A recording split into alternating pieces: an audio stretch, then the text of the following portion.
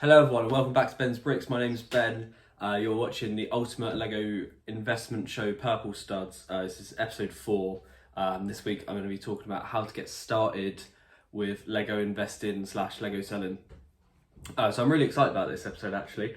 So I'm basically just going to go over what I would do if I was just going to start investing in Lego or selling Lego in any way.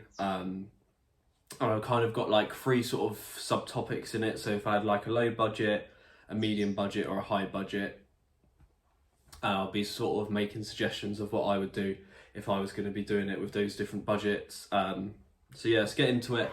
So the first thing I would do is sign up for a Bricklink account. I'd sign up for an eBay account and an Amazon account. Obviously these are going to be the 3 sort of main places where you can sell your Lego. You can also look at places like Facebook Marketplace, Gumtree, Craigslist in America, I guess, all those sort of things as well. I don't think you'd probably get as much money on there, but it's definitely something to keep in mind as well. Okay, so I'm going to start off with if I had a small amount of money. So when I say small amount of money, I mean anything up to about sort of £50, $50. And what I'd do with this. Okay, so I've mentioned this a little bit before, but I'll probably get into it a little bit more detail today. Is the first thing I'd do if I had like a really low budget like this, is I'd start off by looking at what current minifigure series out. In my opinion, it's always best to go for a licensed one. So like, obviously at the moment it's Muppets. So you know, stuff like Marvel, DC, Muppets, whatever else is going to come out, Looney Tunes. I'd look at them rather than looking at like, you know, series 21, 22, whatever it is now, of like just the standard minifigures, because I think with the licensed ones, you're much more likely to be able to fetch a high price. But yeah, so what I'd start by doing is going on eBay, and then look at, or Bricklink even as well, and look at which minifigures, so we use Muppets for example, which Muppet minifigures sell for the most. So I'd probably look for the top 3 or top 5, depending on how much they sell for. So like, I know I was looking at Marvel minifigures the other day, and the Wonder one, or Scarlet Witch, I think that was selling for like between £10 and £15. So like, obviously that would be at the top of my list. And then I'd look for others around that sort of price range. You know, if there was 8 of them at that same price, then great, I'd be looking for 8. But if there's only a couple at that price, and there might be a couple of pounds or a couple of dollars left, then I'll be looking for them as well. So once you've done your research, then head out to your local store, whatever store you know of locally that sells these minifigures, ideally at the best price if possible. But obviously usually they're going to be selling for £3.50 in the UK, or I think there's $5 in the US for a minifigure packet. But yeah, I'd head to my local store and just start filling out the packs. Obviously make sure you get a fill guide. Just Google like Lego Muppets minifigures fill guide, and you usually come up with some really good answers on that. They'll help you out. And you literally just stand in the shop and you fill out all the most expensive characters. You buy any that you can afford, and then you sell them on Bricklink and eBay, because you make some really good returns there. Like again, you know, I'm not too knowledgeable on the Muppets one, so I'm going to use the Marvel ones. Obviously they have retired now, but say you could find the Marvel minifigures, you're able to sell Scarlet Witch for, you know, £15, where you buy it for £3.50. Well, it's a bit of a no-brainer there. You know, by the time you've paid your fees and paid your postage, you're probably looking at making, you know, 3 times your money back. So I think minifigure investing early on when you don't have a lot of money is really, really good. Also, another note to go with this is, if it was me, I would go to a supermarket to do this. I'd also check their clearance section. So I found this set in Asda 2 or 3 days ago, and this cost me £9 instead of 18. So then when you see deals like this, just a quick side note, I'd always look, especially if you have really low like sort of income to start with that you're able to spend on Lego for investing, I'd always be looking for deals that are at least 50% off, because then that gives you the biggest chance of making a high margin as possible. But yeah, so you go in, you look for deals that match your criteria. So, you know, I'd look at deals for 50% off or more like this set, and you go on eBay and check how much that item sells for. I'll pop a video on the screen now so you can understand how to do this. So what you need to do is search for the set you're looking at. If you're on mobile, then you just need to press filter. I think it's at the bottom right or top right, I can't remember. But you press filter and you scroll down and look for sold items. On PC, it's on the left hand side on the eBay screen, and just scroll down until you see sold items. You click on that, and then you want to filter it. So I would usually filter it by ended recently, so you can see the current price. You could also filter it by highest price, and you can kind of see like how people who have sold it for the highest price have managed to do that, and you can then sort of copy their listings. And then make sure you're accounting for eBay fees and postage when you're working out your profits. So let's say this set again, for example. So I know that this would cost me about £3.50 to post it. Then if I'm going to sell it for say £18, which is the retail price of it, I then got to take about 10% off fees. So then on that note, I'd very much recommend, if you are selling sets on eBay, to look for a selling fee promotion, even if it means you have to wait a week or two. A lot of the time eBay will send out deals so you can get 80% off selling fees. So rather than paying nearly £2 in selling fees to sell this, you probably only pay sort of 40p. And you know, to have an extra £1.50 on a £9 investment up front is actually pretty good, you know, to have that money extra. So definitely look out for eBay selling fee promos. And also finally, when talking about like the lower budget investing, I'd be looking at making sure that your ROI is as high as possible. So ROI stands for return on investment. If it was me, I'd always be looking for at least 25% ROI on anything that I'm going to buy.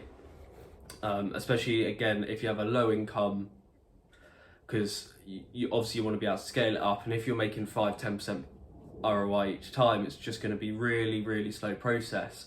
You know, if you're starting off with £10,000 and making 10% ROI each time, then you know you're making £1,000 and each time, so that's quite good, and you'll be able to buy quite a lot anyway. You know, if it's me, I'm looking at least 20 to 30%. That is my absolute floor. Won't go any lower than that. Sometimes I'll sell things for less if I kind of want the money. So I've had some non-Lego items on my Amazon store that I've recently got rid of. I'm pretty much breaking even what I paid for them, but I've been sat on them for 3 months and it was £500 worth of stock. And at that point, I didn't see the price going up anytime soon back to what I thought it was going to sell at, what it was selling at when I originally bought it. So I lowered the price to what it is. I'll break even, and then I'd much rather have that £500 to reinvest in something else.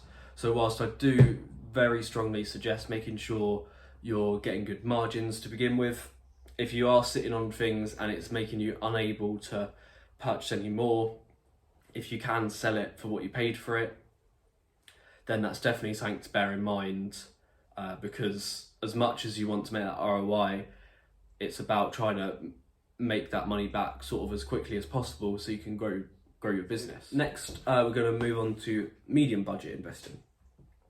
So with this, I'll be looking at budget of sort of £50 up to about sort of like £200-250 or dollars. And I'd say that's sort of a medium sort of budget. And then with this budget, I'll be looking at sets that are just about to retire or have just retired that you can still pick up. So just one that comes to mind is the Scarecrow Showdown, the Batman tumbler that's like $34.99 in the UK. So this set has obviously had like pretty short shelf life. I saw the other day that it was retiring like just like that, and I just couldn't believe it. I thought it was going to be sort of one of those sets that'd be around for a very long time. But yeah, it's gone quite quickly, quite suddenly. I reckon a lot of people who would buy to invest probably wouldn't have realised it was going. So it's still available online. The reason why I haven't picked any up is because it's only available, well, I can only find it available for full retail price. I don't really want to sit on it for too long. But again, I'll use this as an example because it's had quite a short shelf life. I'd imagine the price go up quite quickly. It's a really great iconic vehicle from Batman, the Tumbler. It's got some good minifigures in, albeit only 2. But if I could find it for, say, maybe £20 or £25 rather than the 35, I'd probably pick some up, probably clear the shelves if I found it anywhere for that price. And then I'd be holding them until it's fully out of stock everywhere. So obviously, I think at the moment I can find it in sort of 3 or 4 different shops. So I'd make sure it's not available in any normal retail shops anymore, and then I'd start looking at selling it. So I'd probably only want to be holding it for a month or 2, with the hope I could sell it again, as I mentioned earlier, probably for around that sort of 20% return on investment at least. And then I think the key with this is making sure that you don't put everything into it. So rather than just, if you have £250 to spend and you can find the Tumbler for £25, I wouldn't necessarily just go and buy 10 of that. I'd look at diversifying a little bit, so I'd buy maybe 2, 3, 4 of them. I know, say the Infinity Gauntlet was about to retire, then I'd go and buy, 2 of those. I don't know, a couple of Iron Man armories, until you've spent all your initial investment. Because then if you are wrong, and again, let's say the Tumbler doesn't go up in value, or it doesn't go up in value for a year or whatever it is, then you're not relying on just that to make your money. And then you can either make that decision if you've only got 2 of them and it's only taking up a small portion of your initial investment, you can either decide to hold on to them until they go up to a good price, probably at Christmas time, or you can decide to sell them at either a slight loss or a break-even price, so then you can move on and start investing in other things. So another thing that I would also consider doing for like a mid-level budget investing is buying up boxes of minifigures. So again, Muppets minifigures, I'd consider buying a full box, hold them until they retire, because obviously with minifigures, the minifigure series, the shelf lives on them are so short. They're usually around like 6-ish months. So because the shelf life's quite short on them, like people are more likely to miss out, and they're also quite cheap relatively.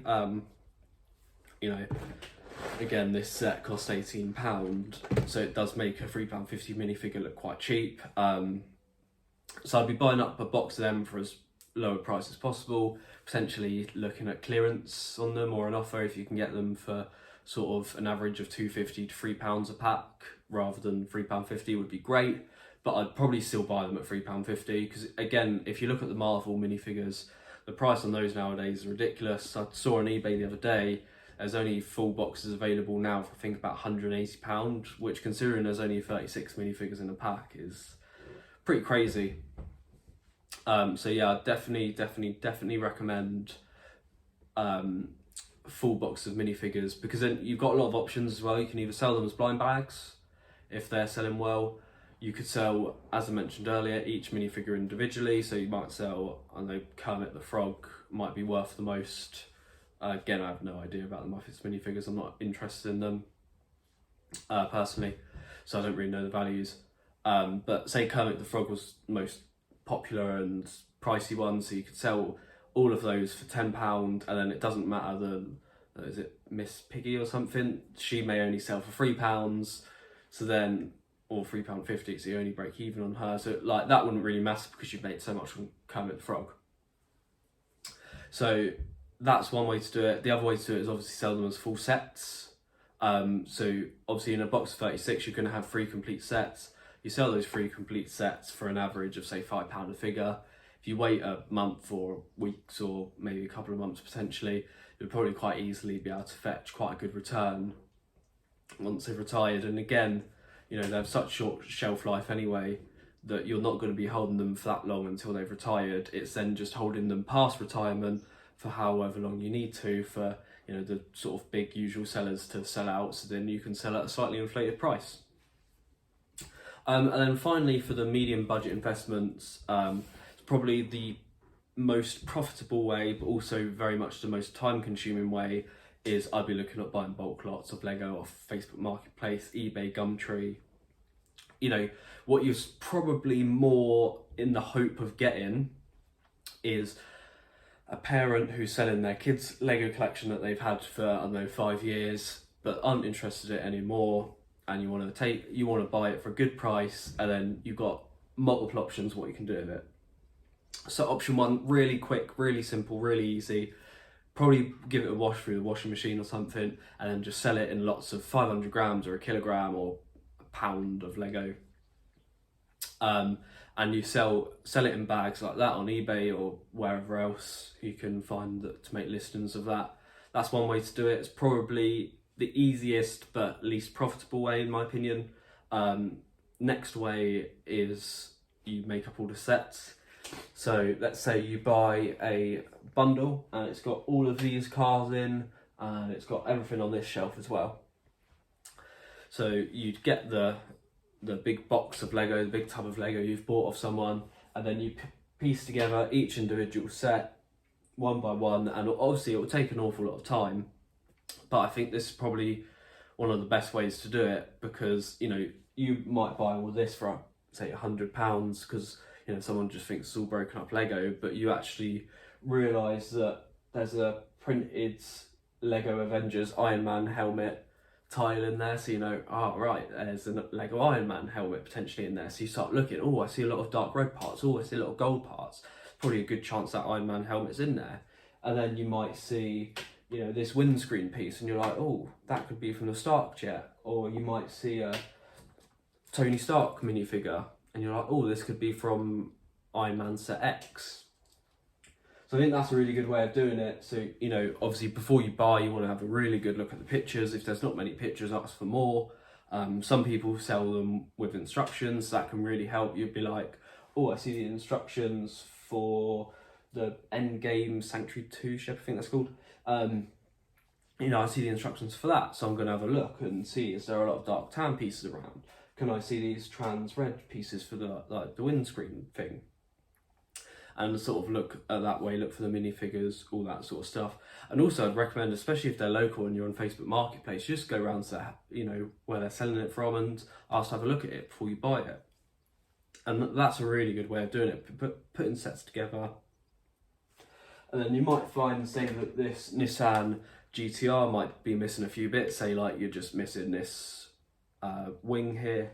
So if it was me personally, I'd put all my sets together, create a wanted list on Bricklink of all the parts that I'm missing, do it through there because it's, Bricklink should realistically choose the cheapest way for you to buy it all, and you buy all your pieces that you're missing at once, make all your sets complete, and then you can sell them at a better price than you would by being able to sell them at 95% complete.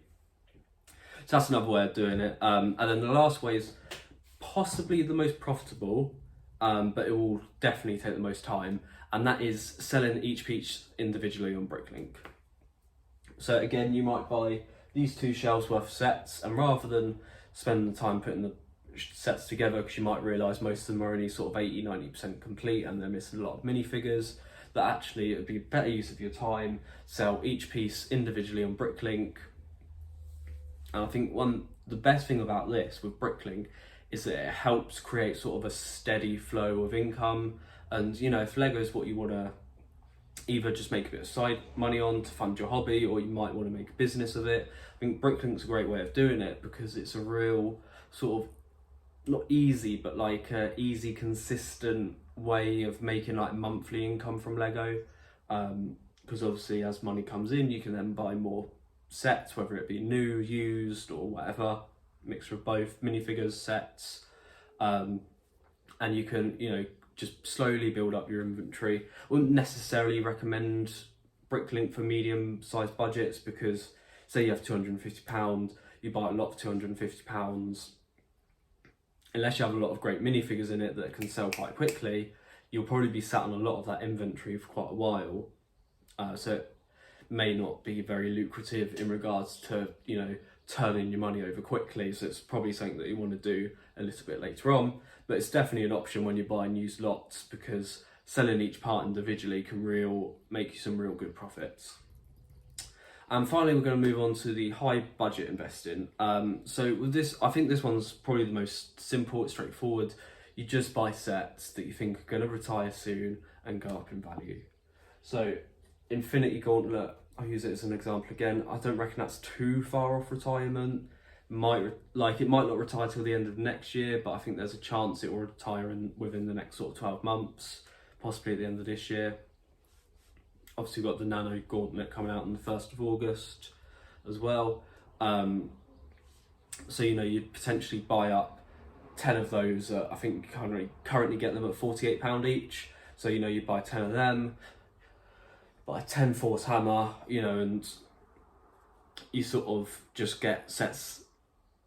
Like I said before, I believe in getting sets that are close to retirement rather than buying sets that are just coming out that you think is going to do mega well. Get sets that are closer to retirement, flip them, even if you're making a smaller margin than you would on the other sets, because then you can use the money you originally spent plus your smaller margin to then be able to buy that more of the sets that you think will do really well in the future, rather than holding on to sets for too long. You want to keep rinsing and repeating your money to make as much money as possible. And with this sort of like higher budget thing, you want to capitalise on Christmas, in my opinion. So looking at that October to January period, so October to December is when people are buying Christmas presents, and you get that little bit of time after Christmas till sort of middle end of January at the latest, where people are spending their Christmas money on more Lego or whatever else they're buying. So very much with this method, or you know, this level of investment, looking at sets that you can flip at Christmas. So let's say Force Hammer here, it's definitely still going to be available at Christmas, but it might be one of those sets that just goes out of stock everywhere. So then you can sell it at a slightly higher price on eBay or Amazon or wherever else, because places like Amazon, places like Lego, Smith's Toys, all places like that might have run out of stock. So then that will open the doors up for third-party sellers such as, you know, ourselves, to then sell at a higher price and make a profit. So always bear that in mind if you've got a high margin, a high investment, to look for stuff that you think, even if it's not going to retire for Christmas time, that possibly is so popular it run out of stock. I think trains are possibly always a good one for this. I know last year Amazon put trains on Black Friday deals. The passenger train in particular, I remember it was quite hard to come by it just coming up to Christmas. You know, obviously I'd expect there to be slight supply shortages again this year like there was last year. So yeah, I definitely recommend that. Actually, I've got another set here. This was like impossible to buy last Christmas. So that's something I'd consider selling at Christmas time this year as well. And then finally, for the high budget investing, I'd definitely look at starting a Bricklink store. So I do sort of like what I'm doing at the minute, where I'm just buying new sets, and I'll be parting them out into a Bricklink store. And as I said earlier, it's creating that consistent monthly flowing income, and you can reinvest as much or as little as you'd like into growing your store. In my opinion, it's probably not really worth starting Bricklink with a low budget. I think if you're only starting it with £100, it'll take you a very long time to grow. I think it's better to look for things that will make you some quicker returns, build up at least sort of £1,000, and then start doing Bricklink. In my opinion, I don't really think it's worth doing unless you're going to have, you know, you're starting off with 5,000 to 10,000 different parts, not lots, but actual parts with a good amount of unique lots in there as well. But yeah, that's going to wrap it up for this episode. If you have any thoughts about what I said or anything else about how to get started on selling Lego, then drop a comment below, and I'll see you in the next episode. If anyone has watched this far through, I think it's been quite a long one this episode. Thank you so much for watching. I do really appreciate it, and see you.